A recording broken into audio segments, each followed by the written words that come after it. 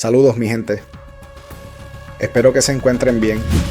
Gracias por la sintonía, gracias por estar aquí conmigo y saludo grande a los que están viendo esto desde la Florida, desde Nueva York, desde la diáspora completa y a los que están aquí en la isla, pegados a la pantalla como si sintieran que algo se movió en la casa, aunque nadie pasó por el pasillo. Y antes de arrancar, dime en los comentarios desde dónde me estás viendo, porque esto no es un video más.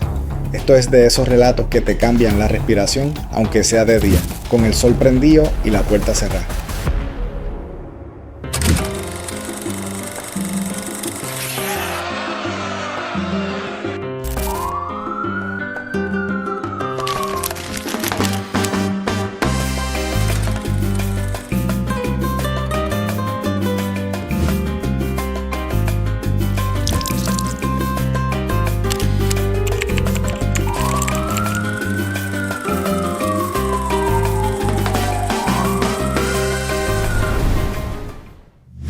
Last Friday, Manuel Antonio Noriega. Moreno lanzó una frase que no sonó como discurso, sonó como sentencia. Declaró que Panamá estaba en guerra. Y cuando un hombre con uniforme, poder y archivos dice esa palabra, no es retórica, es aviso. Eso fue suficiente, porque hay frases que no regresan. Hay palabras que una vez salen, ya no se pueden recoger del piso. Y Noriega lo sabía. Sabía que estaba cruzando una línea invisible. Una de esas que no se ven en el mapa, pero que el imperio tiene bien marcadas en rojo. Ese día, Panamá dejó de ser solo un país incómodo. Se convirtió en un problema. Y los problemas, cuando no se resuelven con llamadas, se resuelven con ruido. Pero para entender el terror de verdad, no puedes empezar con los aviones ni con las bombas. El miedo real empieza mucho antes. Empieza cuando un país entero se acostumbra a vivir en susurros. Empieza cuando la gente aprende a mirar para los lados antes de hablar. Empieza cuando el poder no grita. Observa, Manuel Noriega no nació monstruo. Y eso es lo más inquietante de esta historia. Nació pobre, nació solo. Nació con esa mezcla peligrosa de carencia y orgullo que te hace jurar, aunque sea en silencio, que algún día nadie te va a volver a mandar.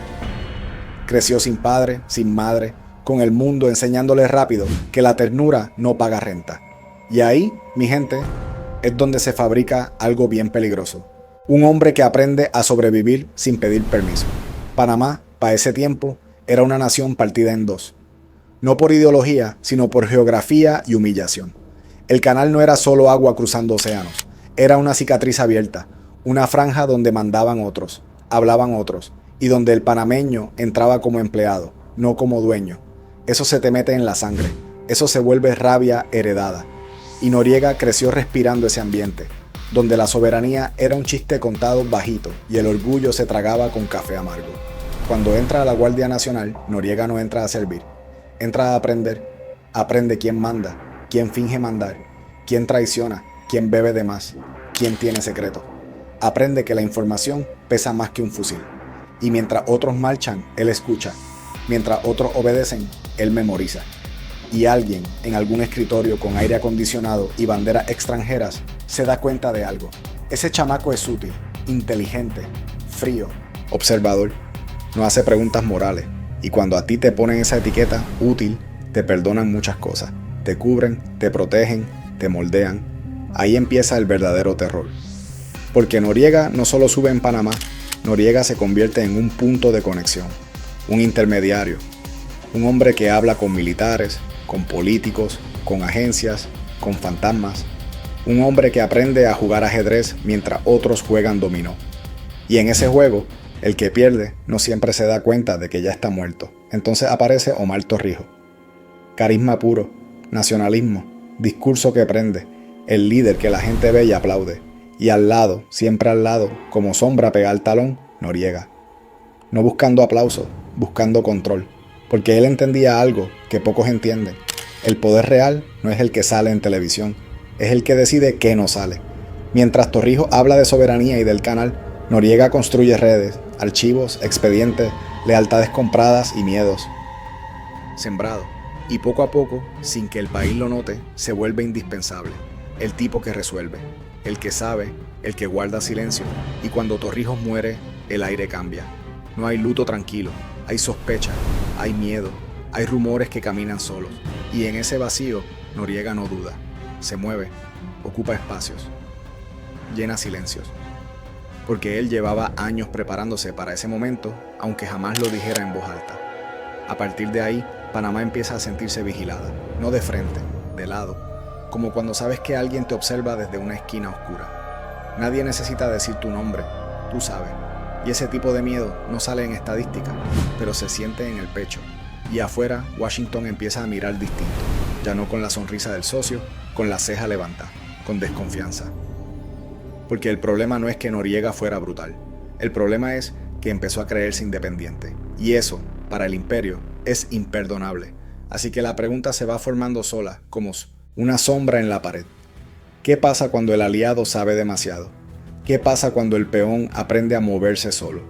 ¿Y qué pasa cuando un país pequeño se convierte, sin quererlo, en escenario de una cacería? ¿Tú sabes cuándo un país entra en modo miedo de verdad?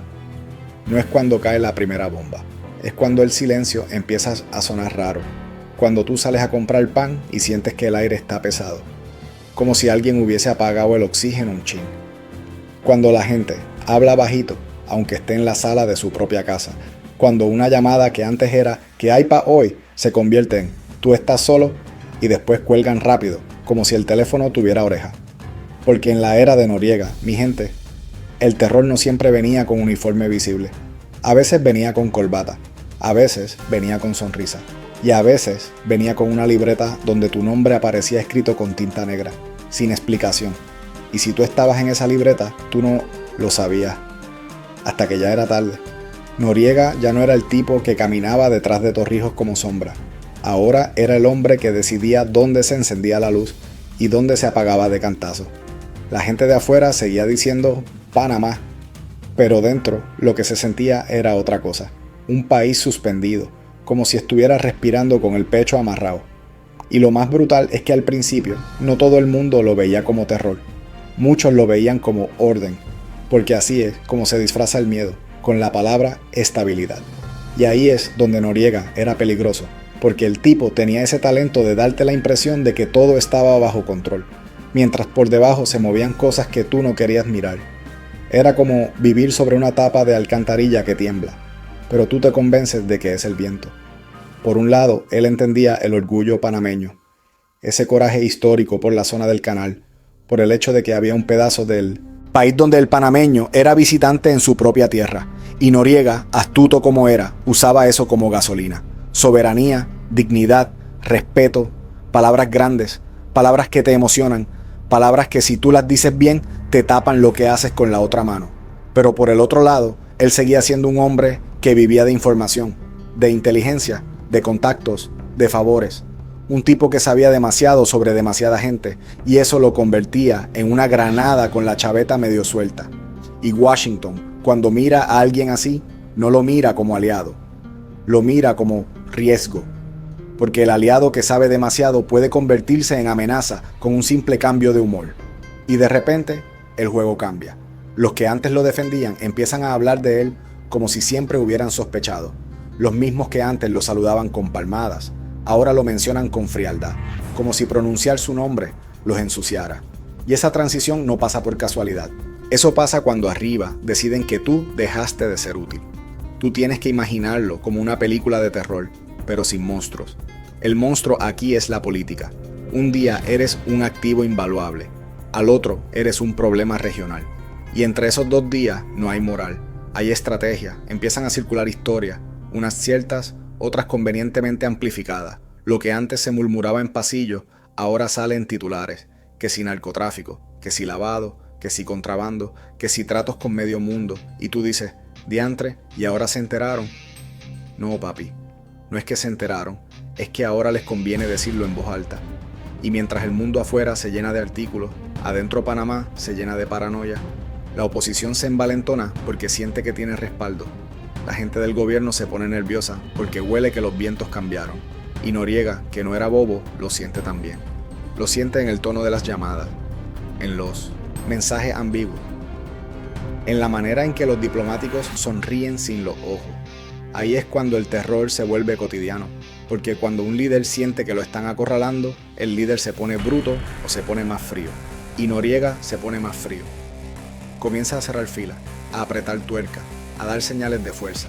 Y cada señal de fuerza en un país chiquito se siente como un portazo en una casa donde hay bebés durmiendo. En la calle, la gente empieza a hablar de listas, de archivos, de gente que amaneció sin trabajo y sin explicación, de puertas tocadas en horas raras, de carros que se estacionan y no se mueven por horas frente a ciertas casas, de miradas, de gestos. Tú sabes, esas cosas que no salen en el periódico, pero que todo el mundo comenta en voz baja, como si decirlo duro lo invocara. Y para colmo, cuando el poder está asustado, empiezas a hacer teatro. Teatro de fuerza, teatro de patria, teatro de a mí nadie me dobla. Y ahí aparece la idea de los batallones, los grupos leales, la gente que se cree soldado sin serlo del todo, el elemento paramilitar que no necesita uniforme oficial para meter miedo. Porque cuando tú sueltas gente fanática en la calle, tú no tienes que mancharte las manos directamente. El miedo lo hace por ti. Washington, por su parte, sube el volumen. Sanciones, bloqueos, congelamiento, presión, y tú dirías, eso es política. Sí, pero cuando tú le aprietas la economía a un país que depende del dólar, tú no estás haciendo política. Tú estás apretando garganta. Tú estás creando desesperación. Tú estás fabricando caos. Y el caos siempre es un buen pretexto para entrar a poner orden. Y Noriega lo sabe, lo siente. Él era un tipo que llevaba años viendo cómo se mueven los gigantes. Así que empieza a hablar con más rabia, a marcar distancia, a decir que esto es antiimperialismo, que esto es soberanía, que esto es dignidad. Y parte del pueblo lo aplaude porque está harto de humillaciones históricas. Pero otra parte se asusta porque entiende que cuando tú le escupes al imperio, el imperio no te manda una carta de queja. El imperio te manda el cielo encima. Y ahí es donde la historia se pone bien pesada. Porque se empiezan a dar situaciones que parecen pequeñas, pero en realidad son señales de tormenta. Un golpe fallido, otro intento, rumores de conspiraciones dentro del mismo aparato militar, oficiales mirándose con desconfianza, traiciones, pactos que se rompen, promesas de mando que se quedan en el aire. Y cada vez que un pacto se rompe, alguien se siente sentenciado. La presión sube, la ciudad empieza a vivir con esa sensación rara de que algo viene, como antes de un huracán. Cuando el cielo está demasiado quieto y los pájaros se esconden. Tú miras el sol y está ahí, normal. Pero tú sientes que hay una vibración en el ambiente. Algo que no se explica. Y aquí, mi gente, quiero que tú me contestes esto en los comentarios. Porque esto es clave. ¿Tú alguna vez has sentido que te estaban velando sin tú haber hecho nada? Que alguien te estaba observando, no para saludarte, sino para medir cuándo te pueden caer encima. Dímelo ahí. ¿Desde dónde me ves? Porque esta historia no es solo de Panamá. Esta historia se parece demasiado a otras historias del continente, donde el miedo se usa como herramienta y la dignidad se convierte en excusa para destruirte. La narrativa afuera se vuelve una sola. Hay que sacarlo. Y cuando una superpotencia decide que hay que sacarte, no importa si tú eres culpable, inocente o un híbrido raro de ambas cosas. Importa si tú eres funcional. Y Noriega ya no lo era. Entonces pasa lo inevitable, lo declaran enemigo, empiezan los cargos formales, los jurados, los tribunales, las acusaciones grandotas con palabras que suenan a cadena perpetua. Y tú dirías, ok, eso es legal. Pero aquí viene lo macabro. ¿Cómo tú juzgas desde tu sistema a un jefe militar vecino en otro país? Y después dices que no es guerra, eso es guerra, pero con traje.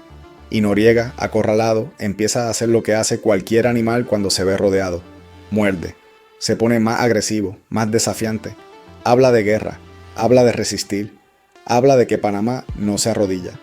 Y aunque parte del pueblo siente orgullo, otra parte siente un escalofrío. Porque el orgullo no detiene bombas. El orgullo no frena helicópteros. El orgullo no evita que una madrugada se convierta en infierno. Y la noche, en esa etapa, se vuelve distinta. La noche ya no es vamos a dormir, la noche es vamos a sobrevivir hasta mañana. Porque tú empiezas a escuchar rumores de que los gringos están moviendo tropas, que hay ejercicios raros, que el Comando Sur está activo, que hay planes, mapas, objetivos, listas de lugares que van a caer primero. Y esa es la clase de rumor que te seca la boca. Mientras tanto, Noriega sigue haciendo lo suyo, moverse entre sombras, protegerse, blindarse, intentar mantener el control con represión quirúrgica, pero el problema es que el control, cuando se basa en miedo, no es estabilidad, es una cuerda tensa, y cuando esa cuerda se rompe, corta. Y es aquí donde llegamos al borde del abismo, porque llega el momento en que la guerra deja de ser palabra y se vuelve calendario, un reloj que está contando hacia atrás, aunque nadie te diga la hora exacta, y entonces llega esa madrugada que nadie quiere recordar, pero que nadie puede olvidar. Esa madrugada donde el silencio no anuncia calma, anuncia que alguien ya tomó la decisión por ti, donde el reloj no marca horas, marca destinos, donde el cielo deja de ser cielo y se convierte en una advertencia. Porque la guerra, mi gente, casi nunca avisa con carta. La guerra llega cuando tú estás medio dormido, cuando el cuerpo está vulnerable y la mente tarda en reaccionar. Llega cuando el barrio está oscuro y la ciudad parece una maqueta tranquila. Y esa noche, Panamá estaba así, quieta por fuera, temblando por dentro. Antes del primer estallido hubo señales, luces raras en el cielo, movimientos que no cuadraban, radios que se llenaron de estática, y ese presentimiento que te agarra el estómago, como cuando tú sabes que algo malo va a pasar, pero no sabes por dónde. Noriega, mientras tanto, no estaba en un palacio con cortinas finas, estaba moviéndose, escondiéndose, cambiando de sitio, como quien sabe que ya no hay aliados seguros. Y a las 12, papi, el cielo se abrió, no con lluvia, con fuego, explosiones que no suenan como nada que tú hayas escuchado antes. No es el boom de una película, es un golpe seco que te sacude el pecho y te roba el aire. Ventanas que vibran, paredes que tiemblan, perros que aúllan como si supieran que esto no es normal. Y la gente despertándose sin entender nada, buscando a tientas a los suyos, porque el instinto primero no es correr, es confirmar que los tuyos están vivos. Los aviones pasan bajito, demasiado bajito, como si te quisieran mirar a los ojos, como si el ruido fuera parte del castigo. Y los barrios populares, mi gente, sienten el impacto primero, porque así funciona esto. Los de arriba siempre dicen que los objetivos son estratégicos, pero los que pagan el precio son los que no salen en los mapas de poder. El chorrillo arde, y no es una metáfora bonita, arde de verdad. Casas de madera que se prenden como si fueran papel, familias corriendo con lo puesto, gente gritando nombres en medio del humo, y tú no sabes si el grito que escuchaste fue de ayuda o el último, y eso se te queda clavado en la cabeza para siempre. Mientras tanto, en los cuarteles todo es confusión. Algunos soldados no saben si pelear o huir, otros no entienden por qué el enemigo que los entrenó ahora los bombardea, porque esa es la parte más cruel de esta historia. Muchos de los que estaban recibiendo fuego habían sido formados por los mismos que ahora apretaban el gatillo desde el aire. Y Noriega, convertido ya oficialmente en el villano, pasa de ser jefe de estado a ser presa, de tener control a ser objetivo. Y ahí el terror cambia de forma. Ya no es el terror del poder absoluto, es el terror de la cacería. Porque cuando te están cazando tú no duermes, tú calculas, tú sospechas, tú te mueves como sombra. La ciudad se llena de soldados extranjeros, idiomas distintos, uniformes distintos, armas que tú solo habías visto en televisión. Y la sensación es clara, esto ya no es solo una operación, esto es una demostración, un mensaje para Panamá y para cualquiera que esté mirando desde lejos. Los comunicados salen rápido, palabras limpias otra vez. Democracia, protección, seguridad. Y mientras esas palabras viajan por satélite, en el suelo la realidad es otra. Gente escondida debajo de camas, familias separadas, cadáveres cubiertos con sábanas improvisadas, calles que ya no se reconocen. La madrugada se alarga. No amanece. Parece que el sol no se atreve a salir. Y cuando por fin aclara un poco, lo que se ve no se parece al día anterior. Es un país golpeado, un país que acaba de aprender que la soberanía puede durar lo que dura la paciencia de un imperio. Noriega logra escabullirse. Eso enfurece más a los que vinieron a buscarlo, porque cuando tú inviertes tanto poder y el objetivo se te va, eso se convierte en asunto personal. Y entonces empieza la fase más extraña de toda esta historia, la persecución pública.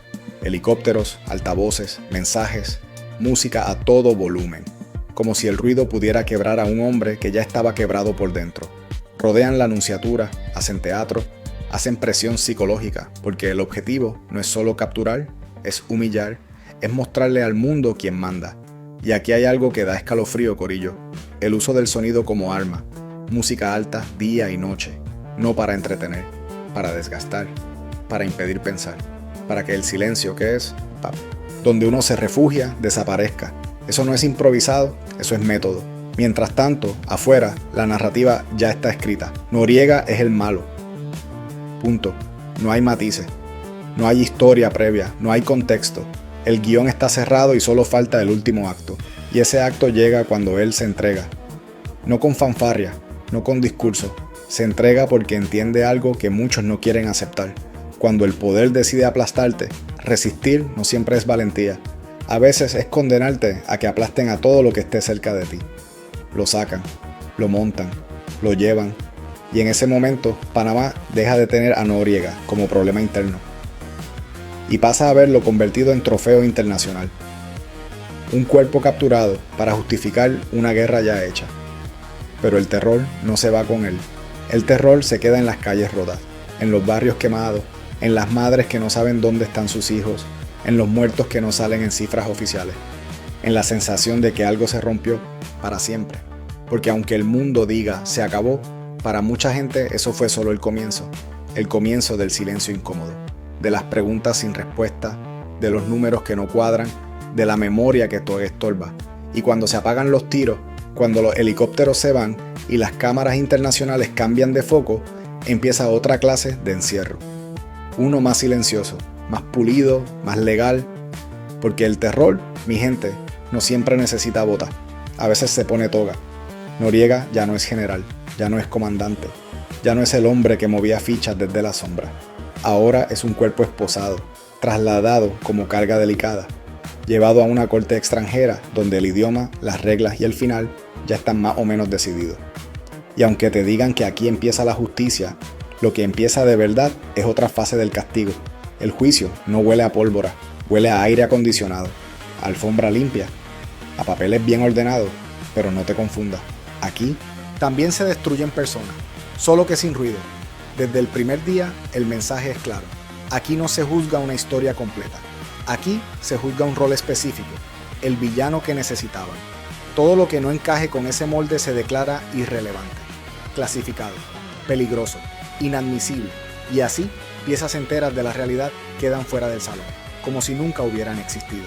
Noriega intenta hablar, intenta explicar, intenta decir que durante años hizo lo que hizo porque así se lo pidieron, que fue útil, que fue aliado, que fue parte de un juego grande, donde él no era el único moviendo piezas.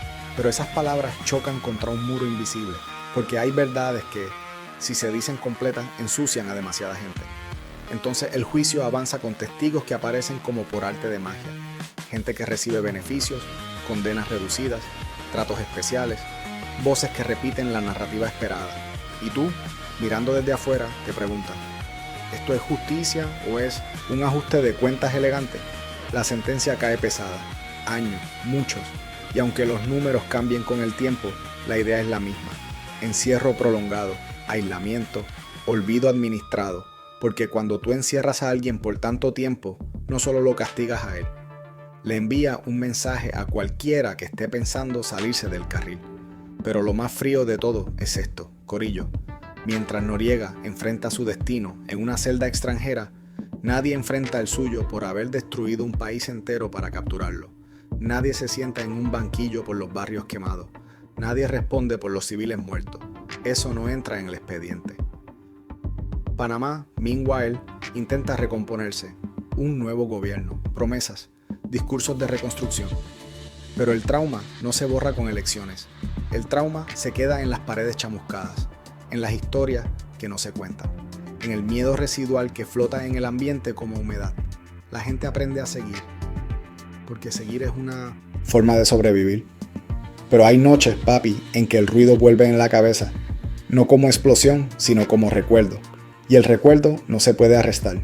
Noriega envejece en prisión, el cuerpo se le va apagando poco a poco, la mente cansada, y ahí aparece otra capa del terror, la deshumanización final.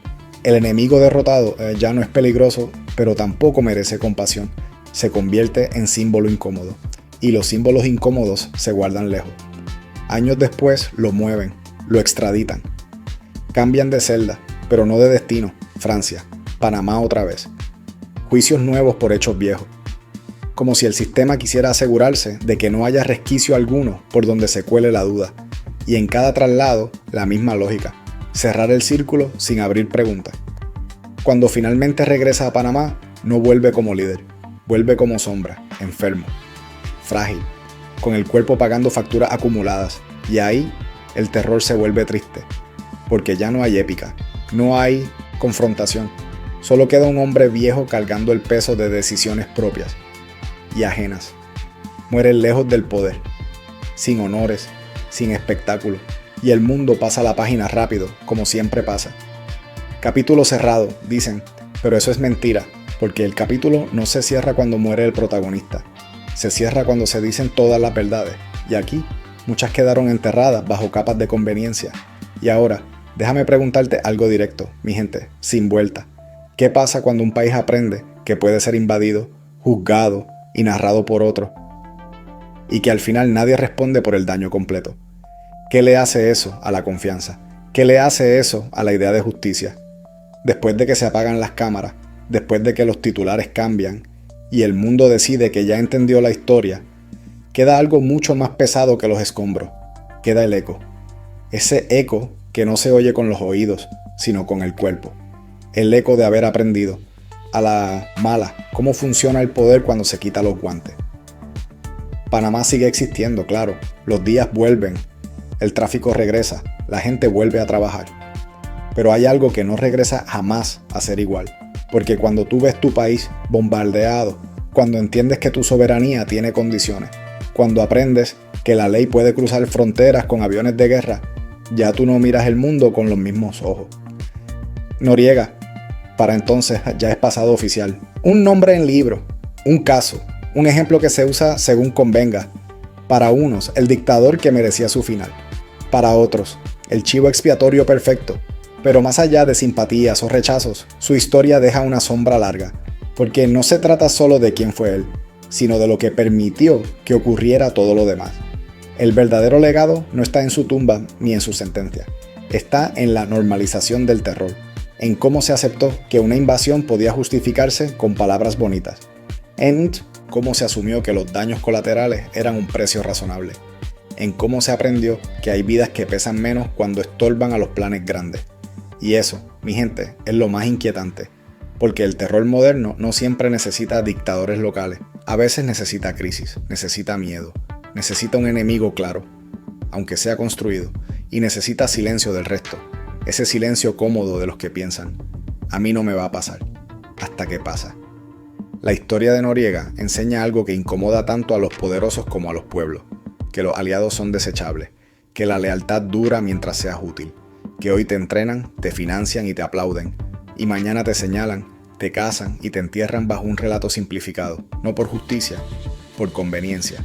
Y Panamá aprendió otra lección dolorosa, que el nacionalismo sin protección real puede convertirse en invitación al castigo, que la dignidad, cuando no viene acompañada de equilibrio y respaldo, se paga caro, y que los países pequeños viven siempre en esa cuerda floja entre resistir y sobrevivir.